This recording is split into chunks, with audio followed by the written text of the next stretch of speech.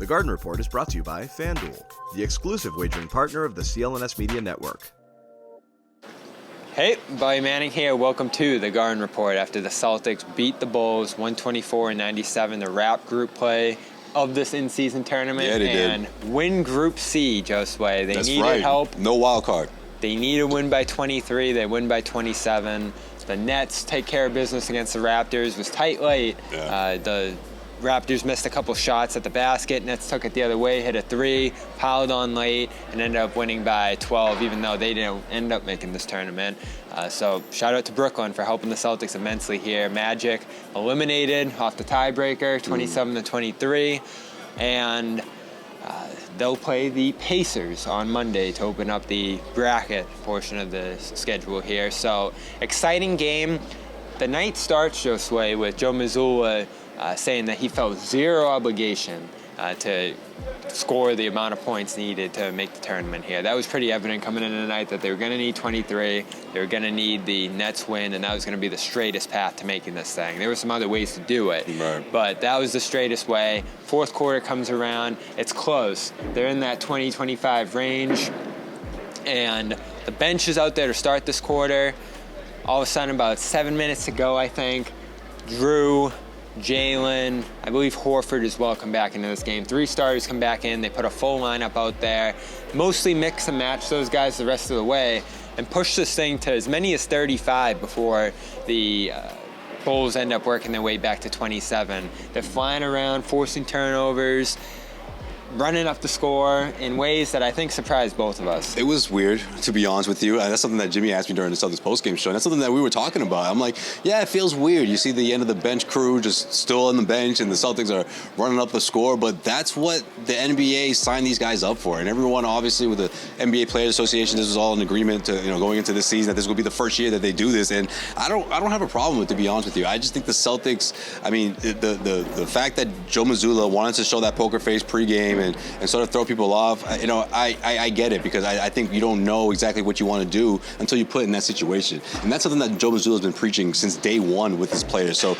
it would have been a huge contradiction for him to pull all of his starters out and just not essentially go for it. Whereas they have a chance to compete in this thing, he was going to make sure that they were going to do their best effort to make that happen. And that's what we saw tonight. I just think the Boston Celtics have to sort of, maybe they don't have to, that's probably not the right word, but it would be great to see them send that message to the NBA. Not only are we the best in this team in the league right now, but we're going to go out here, we're going to prove it. We're going to go out and beat anyone who's in front of us. And if they go and win the in-season tournament, that's just something that you're supposed to do as a competitor. That has to come naturally. That's something that I think Joe Mazzulla did a really good job today. I sort of did a 180 on it, because I was like, man, just why not just say that? But then you send the wrong message. You make it about the score, and that's never been any part of Joe Mazzulla's philosophy. Joe Mazzulla is always about growing as a team, as individuals, obviously, but as a cohesive unit, and doing that through in-game situations and just playing the game the way it's supposed to be played. And I think that's what they did. Yeah, here's Joe talking about why he changed his mind and went for this thing. Did you tell yourself, like, Joe, this isn't important, then suddenly it became important, or were you not telling us the truth? Like, what went from It's a process. It's a process. So I took in all the information, and I didn't handle it emotionally, and I sat it and stored it in whatever part of my brain that stores information, and I waited to see if I was going to need it or not. And so, I don't know going into a game that we're going to be up 23. We could be down 15, because that's a distraction, because we're trying to be up 23. And then you're going to be like, was your team distracted by the 23-point lead? And I'm going to have to be like, no, Gary, they weren't, when they really were. And so, you have to eliminate distractions and focus on winning in the process towards winning. And so that's the most important thing. And so our team was focused on winning. And then and what I love about our team is we've sucked in the third quarter, and we didn't today. And then they call a timeout at 7 minutes to go, and we go on another run. And so we were able to build mental resilience while having a lead.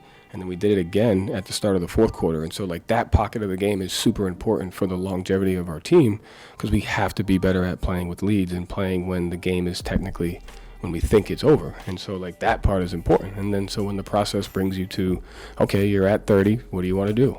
I want to get stops. So then you do what we did, and I apologize to Andre Drummond for doing that. But it gave us the best chance considering the circumstances we were in. FanDuel is the exclusive wagering partner of the CLNS Media Network. Right now, new customers get $150 in bonus bets with any winning $5 moneyline bet. FanDuel, official partner of the NFL. You think he changed his mind, or was that always the plan? I think it was in his mind. I think it goes back to something we'll talk about in our next video in terms of the gamesmanship here, the sportsmanship. But I also think, as he mentioned there, he didn't want the distraction. Yeah, and he wanted it to be about the rebounding, as he mentioned, the defense, all the little things that they were working on here, as well as passing that was great in this game. Horford has a spot start in place of Porzingis, has his best game of the season by far. I thought everybody played well. He made shots in the second half. Jalen cut to the basket. Tatum scored well off the ball, and White, once again, alongside Holiday, returned this one. Were just fantastic. And I just love the enthusiasm they played with in the second half. You saw the especially difference when they came back into this game. These guys were excited to get to that target score and make this thing, clearly. Yeah, I think they care, and you that's a good thing. Like, they should care. You want them to care. I was afraid because it wasn't that way in Orlando. They just shrugged it off and let the Magic score a bunch. It just makes me think that they were trying to be too cool for school, and they were mad they lost. Well, yeah, they were mad they lost, but also, like, even before, when the Celtics were going into the first matchup, I mean, Jaylen Brown really said that he's not all that excited. Yeah. I mean, maybe you shouldn't be all that excited about any regular season game, but it's still a regular season game. So that part always surprised me. But again, I just think it was that sort of approach where they're not going to go out there and say, hey, we don't really care too much about this thing, because, again, the games do count. But I guess no one from the beginning wanted to be that guy and wanted to be like, hey, we're going for this thing, and this thing matters, everything matters, But now you're seeing that it does. And again, you saw it organically. It wasn't, it wasn't lip service, right? And I think this is a good thing. I really do think it's a sign of a team evolving and trying to show, or at least demonstrating, that they are a dominant team in the NBA. And if you ask me, they're the best team in the league. I love this whole experience. As I said on the show, it was one of my favorite games I've covered. I believe you now, Bobby. One of the you most said this fun. a few times. So I'm starting to believe you.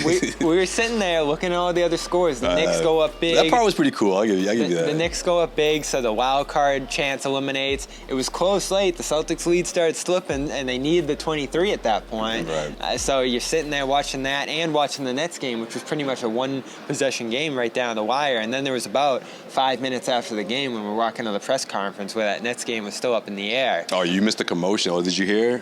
Celtics PR and people that was in the writing room, they all went nuts after the Brooklyn game went final. That's awesome. So yeah, there's enthusiasm throughout the hallways for sure. I mean, people can say what they want, or people can look at the interviews that happened beforehand, but this is undeniable. I mean, these guys are really into this.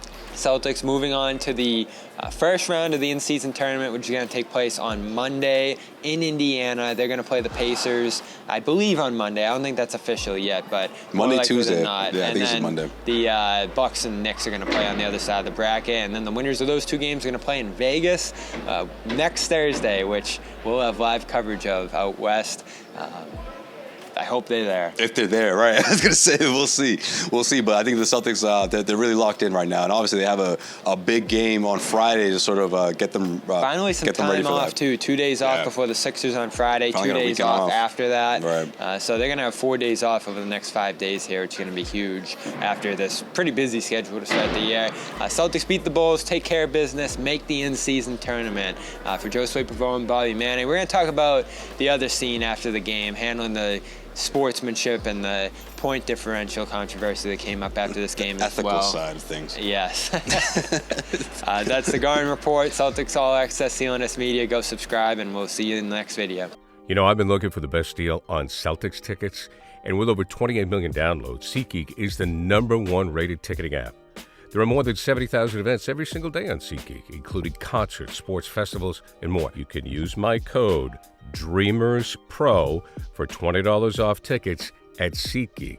That's $20 off your first purchase with promo code DREAMERSPRO. Make sure you check the link in the description to download the app.